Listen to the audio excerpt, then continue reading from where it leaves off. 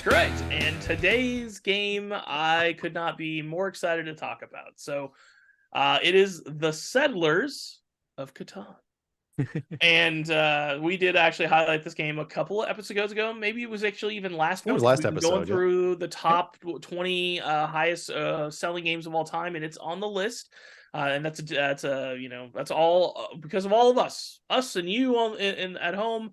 For us in this community, that's the reason it's up there. And it's the game that got me in the hobby. And I know it's got probably a lot of you in the hobby and stuff like that. And it's one I love a lot. And then unfortunately, at the same time, Klaus, unfortunately, Tuber, passed away recently, and so we just wanted to kind of give the game finally its due, due to all the reasons, and so we decided to make it today's great game debate. So, But in case you were living under a rock, why don't we show you guys how to play the game real quick? Settlers of Catan is played on a modular board that usually isn't as cool looking as this one, because this one is all 3D out. So what we've got here is different resources that are associated with different tiles. We've got the forest where you can get wood. We've got the meadow where you can get hay. We've got the other meadow where you can get sheep, and you can get ore from the mountains and brick from the brickyards. Everyone will take turns setting up 2 settlements. As you can see here, everybody has 2 settlements so far, and 1 road. Once setup is complete, the leading player, whoever's turn it is, will roll the dice, and we'll look at the numbers. This is a 7. That's bad. That activates the robber. Whenever the robber is activated, he's going to go on to a location. That location will now not be able to get resources, and whoever is on that location will get something stolen from them. If you rolled something else, say they rolled a 6, then anyone who has built on that number will get that resource. So that person would get some wheat to go into their hand. When it's your turn, you can use those resources to build different things. There's roads, settlements, cities, and development cards that are available to be built.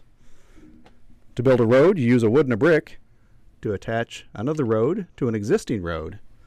And you need to do this because to build another settlement, you have to be at least 2 away from any other settlement built by you or anyone else. This will allow you now to score twice. Whenever this one number is rolled, you will get 2 of that resource, and so on. As time goes on, you might be able to increase that settlement to a city. Now that alone will get 2 resources, so you would get a total of 3 resources when that number is rolled.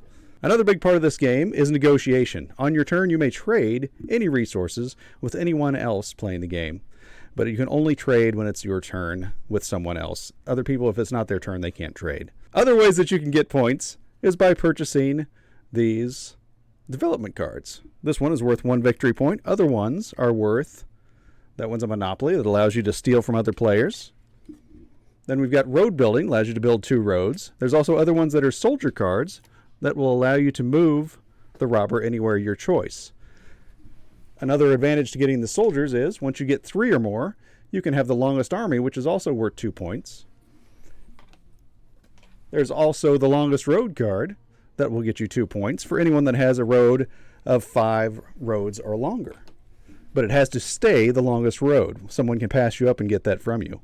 At the end of your turn, if you have 10 points, you will win the game of Catan.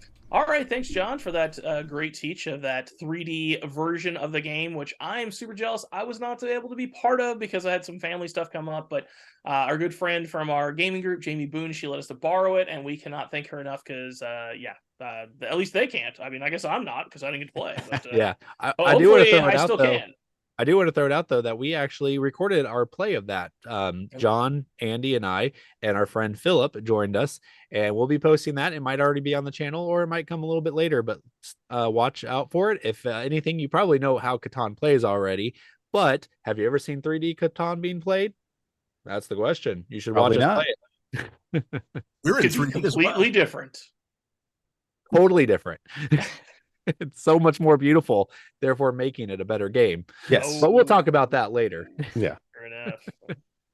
All right. Well, I guess I'll just go ahead and jump in here. And all right, we all know I'm known for being long-winded and all the different stuff, but I literally have no idea where I could even begin to talk about how much I enjoyed this game and what this game means to me in my allotted time.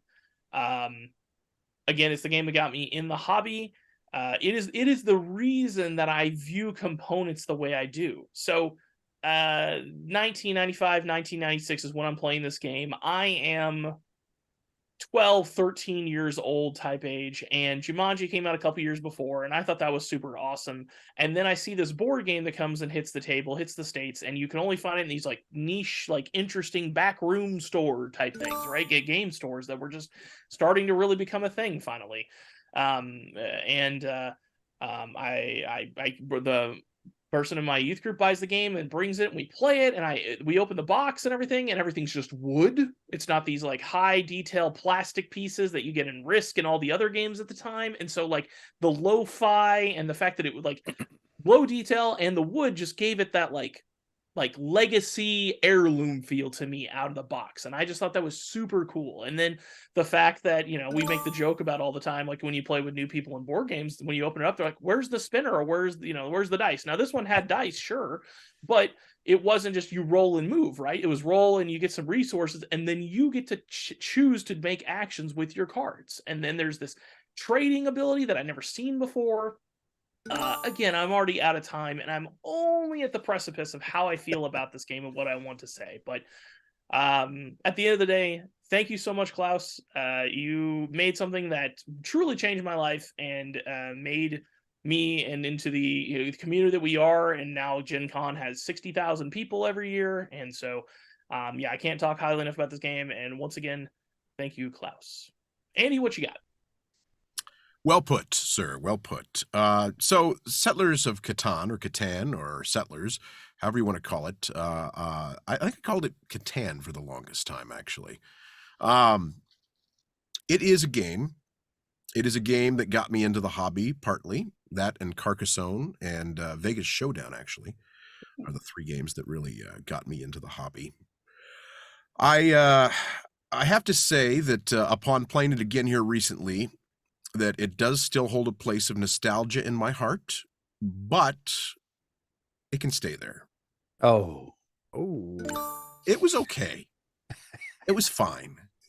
It is the source of a lot of arguments in my past, and I could see where it could be again a little bit of a source of argument because it can be kind of cutthroat, especially when we played 4 players on the regular board, which is a little cutthroat, I feel like. It's fine. I feel like the problem with Catan is that you probably need to institute a timer for too much negotiating and too much of that. Or institute some self-control. Self-control, which I never do. Because you're talking about you, I assume. It really feels like a game of just probability. You're just kind of rolling the dice and you're doing your thing, and it's okay, but there's so much. The game industry has developed and evolved so much so over the years that I feel like Catan has its place in history, and it is a nice place. It belongs on the shelf. I just don't know how often I'm going to get it to the table, to be perfectly honest with you. It was fine, but it wasn't anything that thrilled me. That's right. You know, Andy, you said you need a timer for negotiation. I think if you guys watch our playthrough video, you will discover what our timer was, and that was us just telling Andy, "No, not gonna happen." And then the next person picked up the dice and rolled, and he's like, "Well, wait, So we found a way to time you. So true. All right. Well, so I am definitely the gonna come down on the negative side of this game. So I know we wanted to review this game because of Klaus Tuber's passing. So I do want to acknowledge that, like, I respect this game. Like, this game belongs on the Mount Rushmore of the hobby game world. It can't be, it's not arguable that this is one of the best games of our time as far as impact and what it does for the hobby. But as a hobby gamer, like, this game does nothing for me. I repeatedly made the joke when I rolled the twos. Every time John rolled a 2, I was like, see, that was my plan, for you to roll a 2. Look how good I am. It was great. And it just felt that way over and over again. Like, no matter, there was times I needed the wood, and I was like, I just need one piece of wood, but I can't get it. And then all of a sudden, right before it's my turn, I get the one wood, and I'm like, great, because if I didn't roll that number, I wouldn't have had wood, and then nobody would have traded with me. And that's what that game was. It was just Did I get lucky enough to get the numbers? Yes, you have probability control because you can put yourself in a better position, but it still feels very I'm not gonna say choiceless, but it feels like you have very little power. It's actually the biggest issue I had with Bad Company that we reviewed last time. I want control of my games, and I feel like Catan and the die rolling mechanism just doesn't give it to me. It makes it always feel a little lackluster, and I'm just cheering on somebody, hopefully, that they'll roll the dice the number I need. And if they don't, too bad. I didn't get it. And then the way I even won this game, I know my time's up, but give me just one more thought here. The way I won this game is because I didn't have any other thing I couldn't build settlement. So I kept building development cards, and I actually got 3 knights and nobody else got a knight. So I won the largest army, which won me the game, really, because I drew cards from the deck. Aren't I special? So, Wow. yeah. It is a choice. You made a choice. That is Exactly. That's a choice. That was agency. That Right, is it's a known strategy. It is a Mhm. known strategy. I can't completely agree with you, Daniel. I was underwhelmed a little bit myself, but I can't completely go as far as you Yeah. negative. And I will say, like, I ended up winning that game, and you can see that at one point I was shocked because Andy, like, I thought he was going to run away with it, and then somebody counted up my points, like, oh, Daniel has 9. I was like, what? Seriously? Because I feel like I didn't do anything I wanted to do that game. I just lucked on to everything I did. So yeah, I don't know, just it's not for me. I will tell you this. I told Daniel this after the case, and I know it's John's turn here, but I'm going to preempt it anyway. There's a shock. We got to play the variant that I came up with years ago called Battle Boats of Catan, because Oh gosh. you can destroy settlements and cities. It's kind of nuts. Yeah.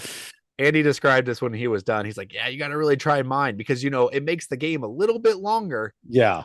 and better. And I'm like, yeah, I don't know. I think you looked at me like, oh, you mean this is prolonged torture? Great. Yeah. Gosh.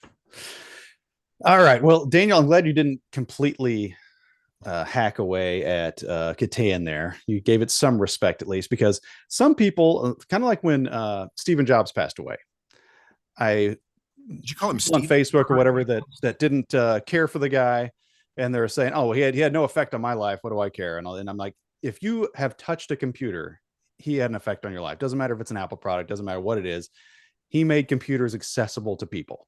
Everyone all copied was, what he yeah. did, and what he's done was revolutionary. In the same way with Klaus Tuber, hobby games are everywhere now. And I mean, it started with games like Catan, getting people like me, getting people like Chris to play them.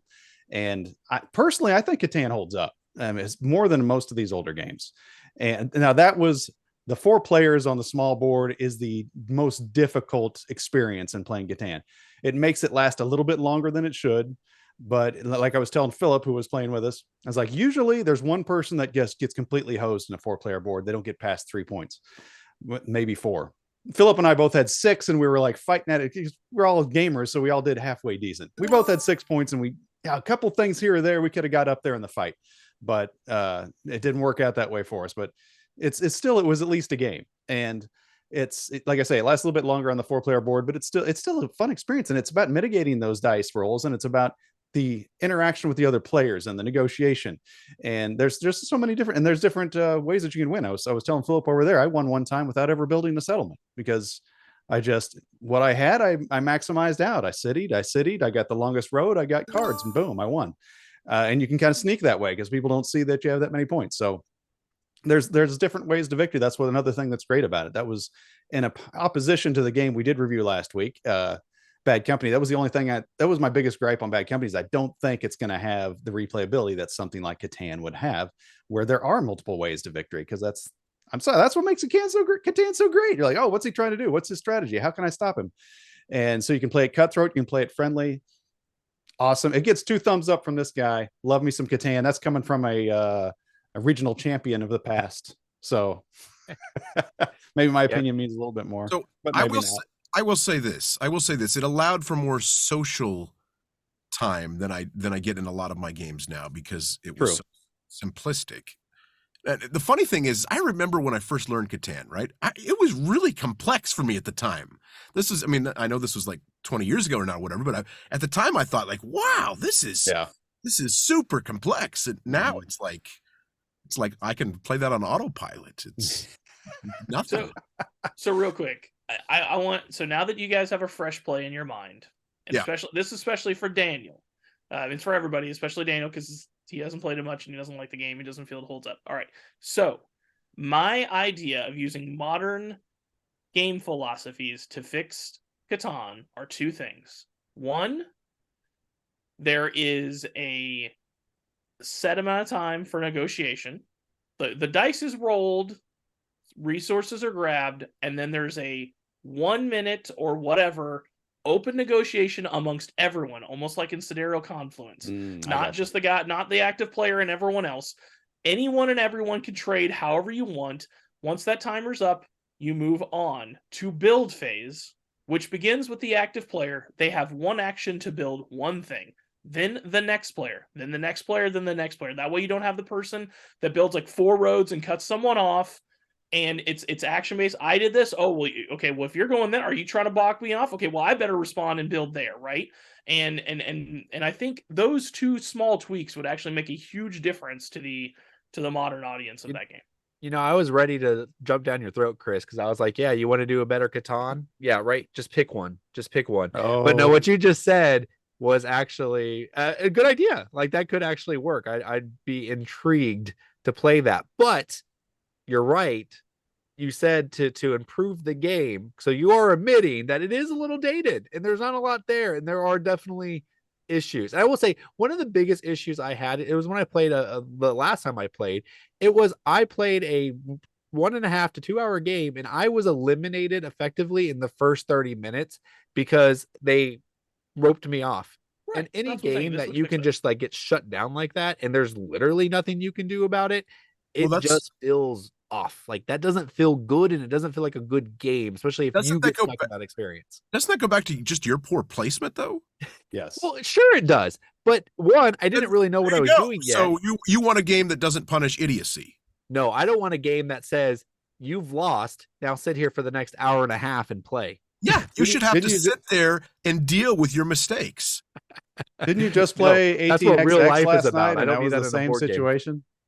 So it was exactly, and it actually happened to me, John. And I sat there for doing enough for 3.5 hours, and like, and it was just a rare situation. Very rare can you really just be done.